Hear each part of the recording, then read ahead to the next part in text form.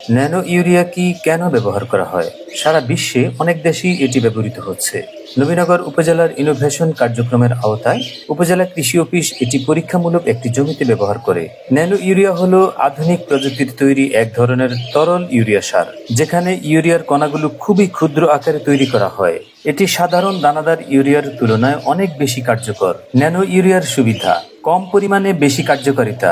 সাধারণ ইউরিয়ার তুলনায় অল্প পরিমাণ ন্যানো ইউরিয়াই গাছের চাহিদা মেটাতে পারে। সার খরচ কমে। 1 লিটার ন্যানো ইউরিয়া প্রায় 45 কেজি দানাদার ইউরিয়ার সমতুল্য কাজ করতে পারে। ফলে কৃষকদের সার বাবদ খরচ অনেক কমে আসে।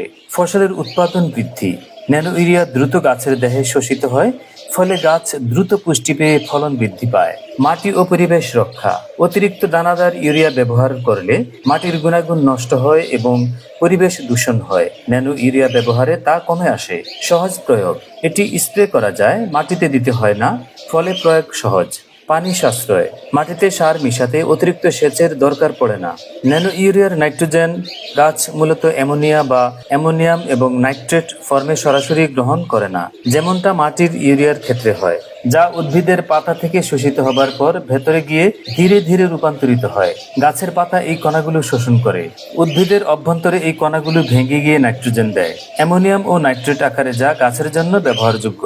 এই ধাপে ধাপে মুক্ত হওয়া প্রক্রিয়া গাছের জন্য কার্যকর এবং পরিবেশের জন্য নিরাপদ। আমরা নবীনগর উপজেলায় একটি ইনোভেশন কার্যক্রমের আওতায় তরল ইউরিয়া সার, যেটাকে সারা বিশ্বে ন্যানো ইউরিয়া সার হিসাবে পরিচিত, সেটির একটি ট্রায়াল কার্যক্রম আমরা গ্রহণ করেছি। আমরা বাংলা মার্ক কোম্পানির একজন প্রতিনিধি থেকে এই ন্যানো ইউরিয়ার কিছু স্যাম্পল আমরা উপহার পেয়েছিলাম। তো উপহার পাওয়ার পরে আমাদের একজন বিশ্বস্ত কৃষকের মাধ্যমে আমাদের উপসহকারী কৃষি অফিসার গিয়াসউদ্দিন নাইমকে তত্ত্বাবধানে আমরা এই কার্যক্রমটি এই মাঠে অতিবাহিত করেছি। আমাদের একটি উদ্দেশ্য ছিল, সারা বিশ্বে ন্যানো টেকনোলজির একটি প্রচার প্রসার হচ্ছে, সেই ন্যানো টেকনোলজির মধ্যে একটি গুরুত্বপূর্ণ সার হচ্ছে ন্যানো ইউরিয়া, অর্থাৎ এক বস্তা সারকে কনভার্ট করে ন্যানো ইউরিয়া সার 1 বোতল 500 ml চলে আসছে। ন্যানো ইউরিয়া স্প্রে করার একটা নীতিমালা আছে। আমরা যে লিটারেচারটি পেয়েছিলাম সেই লিটারেচার অনুসারে জমি প্রস্তুত করার সময় আমরা আমাদের কৃষক হচ্ছে তার জমিতে অন্যান্য সারের সাথে ইউরিয়া সারটিও স্প্রে করেছিল। তার পরবর্তীতে 20 দিন, 35 দিন এবং 55 দিন 3 বার হচ্ছে পাতায় ন্যানো ইউরিয়া স্প্রে করেছে। স্প্রে করার যে ডোজটি হচ্ছে, মাত্রাটি হচ্ছে প্রতি লিটার পানিতে 4 মিলি ন্যানো ইউরিয়া। এই ইউরিয়াটি পাতায় স্প্রে করতে হবে। পাতায় স্প্রে করলে গাছের স্টোমাটা দিয়ে গাছের যে পোর্শনের প্রয়োজন এই ন্যানো ইউরিয়ার নাইট্রোজেন উপাদানটি সেখানে এটি চলে যায়। সেখানে গাছ তার বিপাক কার্যক্রম পরিচালনা করে তার যে গ্রোথ কার্যক্রমগুলো সে সম্পাদন করে থাকে। এতে যেটা হয়ে থাকে সেটা হচ্ছে গাছের কোনো ক্ষতি হয় না। আমরা যে মাটি দেখতে পাচ্ছি কোনো ধরনের ক্ষতি হয় নাই। অন্যান্য ধানের মতো এটিও খুব সুন্দর ফলন দিয়েছে। সেক্ষেত্রে যে জিনিসটা আমাদের কাছে গুরুত্বপূর্ণ সেটি হচ্ছে ন্যানো ইউরিয়া টেকনোলজি হয়তো বা আগামী 2-4 বছরের মধ্যে এটি সারা বাংলাদেশে খুব জনপ্রিয় হয়ে যাবে। এটি খুব ট্রায়াল হিসেবে আমরা, যেটি আমাদের কাছে পর্যবেক্ষণ হয়েছে, যে আমরা বস্তা ভরে যে ইউরিয়া কেনার যে প্রবণতাটা সেটি কমে যাবে। পরিবেশ, আমরা জানি যে ইউরিয়া সার মাটিতে প্রয়োগ করলে এর প্রায় অনেকাংশই কিন্তু পরিবেশের সাথে এটা কিন্তু মিশে আকাশে চলে যায় বা লিচিং হয়ে মাটিতে চলে যায়, সেটা থেকে প্রভাব অনেকটা কমে যাবে। কারণ যেহেতু ন্যানো ইউরিয়াটা আমরা গাছের পাতায় ফলিয়ার স্প্রে করব, সেহেতু এটি মাটি দূষণ বা পরিবেশ দূষণের হাত থেকে আমাদেরকে রক্ষা করবে। তাছাড়া এটি বাজার মূল্য নর্মাল যে ইউরিয়া আছে সেটি থেকে অনেকাংশে এটি কম হবে, কারণ এটি অনেক বেসরকারি প্রতিষ্ঠান এটি বাজারজাত করবে। তো আমরা বিশ্বাস করি যে রাসায়নিক সারের জগতে ন্যানো টেকনোলজির এই আগমন নিঃসন্দেহে আগামী দিনে কৃষিতে একটি দারুণ ভূমিকা রাখবে। আমাদের কৃষক যারা এখানে আছে, আমি তাদেরকে আমরা এখানে আজকে এটি সরজমিনে দেখিয়েছি। আপনাদের কি মনে হয়, যদি এরকম একটা টেকনোলজি বাজারে আসে যে ইউরিয়ার বস্তার রিপ্লেসমেন্টে আমাদের 500 মিলি বোতলে চলে আসবে, এটা কি ভালো হবে না? এবং আচ্ছা, এবং আচ্ছা, ইউরিয়া কিন্তু সঠিক সময়ে কিন্তু গাছ রেসপন্সও করতে পারে না, যেটা যতটুকু গাছের প্রয়োজন গাছ তার স্টোমাটা দিয়ে পুষ্টি থেকে এটা গ্রহণ করবে। এটা নিঃসন্দেহে আপনাদের জন্য ভালো হবে। আপনারা যে 2টা জমি দেখতে পাচ্ছেন, এখানে এই জমিটা রাসায়নিক সার দেওয়া হয়েছিল, আর এটা হচ্ছে আপনার তরল সার দেওয়া হয়েছিল। ফলনে বা গাছের গোছায় কোনো পার্থক্য মনে হচ্ছে না? যেহেতু ওইটা একটু আগাম জাত, এটা আগাম পেকেছে, কিন্তু এটা যেহেতু আপনার একটু 5 থেকে 10 দিন বেশি লাগে 92 ধান আপনার 100 থেকে, সেহেতু এটা একটু আপনার একটু সবুজ আছে, কিন্তু দানা গঠন বা ইয়েতে কি কোনো সমস্যা আছে? উচ্চতা বা কুশি, কার্যকরী কুশি সব ঠিক আছে, তাই না?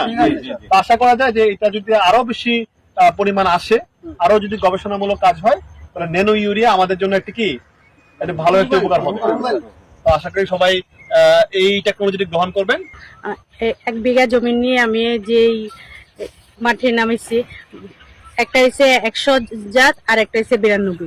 এখানে আমি ইউরিয়া সার দিয়ে করেছি 100টা আর 92 দিয়ে করেছি ইউরিয়া সার ছাড়া 92টা করা হয়েছে, যেটা তরল জাতীয় 92টা স্প্রে করা হয়েছে। আর এর আগে আমি মাটি করার সময় ওই সময় ইউরিয়া, টিএসপি, এমওপি নিচে দেওয়া হয়েছে। এখন ধানগুলো ইনশাল্লাহ আল্লাহর রহমতে অনেক ভালো আছে। আমি যে জমিতে দাঁড়িয়েছি এখানে দুইটা প্লট আছে, একটা হচ্ছে ব্রিদান 100 আর একটা হচ্ছে ব্রিদান 92। দুইটাতে দুই রকম সার প্রয়োগ করা হয়েছে। এখানে একটাতে হচ্ছে সার উপর প্রয়োগ আর একটা হচ্ছে ইউরিয়া সার, নেন ইউরিয়া সার, যেটাকে স্প্রে করা হয়েছে। এখানে প্রথমবার জমি তৈরি করার সময় ওখানে দেওয়া হয়েছিল সর্বপ্রথমে রাসায়নিক সার, যেটা সর্বপ্রথমে মাটি প্রস্তুত করার সময়। তারপর দেওয়া হয়েছে, আর কোনো সার দেওয়া হয়নি, শুধু এই স্প্রে করা হয়েছে ব্রিদান 92। এটা খুব সতেজ, এখনো কোনো সমস্যা হয়নি। আর যেহেতু 100 একটু আর্লি ব্রিদানের চেয়ে আর্লি, এটা একটু পাকা অবস্থানে চলে আসছে। আর 92টা 100-এর তুলনায় এই 92 ধানটা অনেক ফলন বেশি হবে, এবং এই ইউরিয়া সার স্প্রে করার ফলে এর কোনো ফলনের কোনো ঘাটতি নেই, কমতি নেই, বরঞ্চ তার খরচ অনেক সেভ হয়েছে, ফলন অনেক বেশি হচ্ছে। আমরা যেই কোম্পানি থেকে এটি গ্রহণ করেছিলাম তাদের যেই প্রসপেক্টাস ছিল, সেই প্রসপেক্টাসে যে মাত্রাটি ছিল প্রতি লিটার পানিতে 4 মিলি ন্যানো ইউরিয়া প্রতি শতক জমির জন্য। সেই হিসাবে আমাদের যদি ডোজটা মেনটেন করি 33 শতক মানে 1 বিঘার জন্য আমরা হয়তো বা 4 গুণন 33 130 মিলির মতো লাগবে।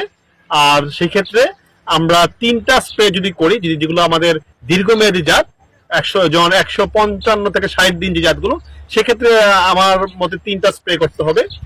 সেই ক্ষেত্রে আমাদের 3টা স্প্রে করলে প্রতি বিঘায় যদি 33 লিটার পানিতে 130 মিলি ন্যানো ইউরিয়া লাগে, সেক্ষেত্রে আমাদের 500 মিলি ন্যানো ইউরিয়া হলে আমাদের এটি খুব সুন্দরভাবে ফলাফল দেবে। তবে এই মাত্রাটি হয়তোবা ভবিষ্যতে আরো কমে আসবে, আরো হয়তোবা চেঞ্জ হতে পারে, সেটি গবেষণালব্ধ রেজাল্টের মাধ্যমে হবে। তবে এতটুকু নিশ্চিত যে ন্যানো ইউরিয়ার পারফরমেন্স মাঠে কাজ করে, এইটুকু আমরা আপাতত নিশ্চিত যে আমরা সফলতা অর্জন করতে পারছি।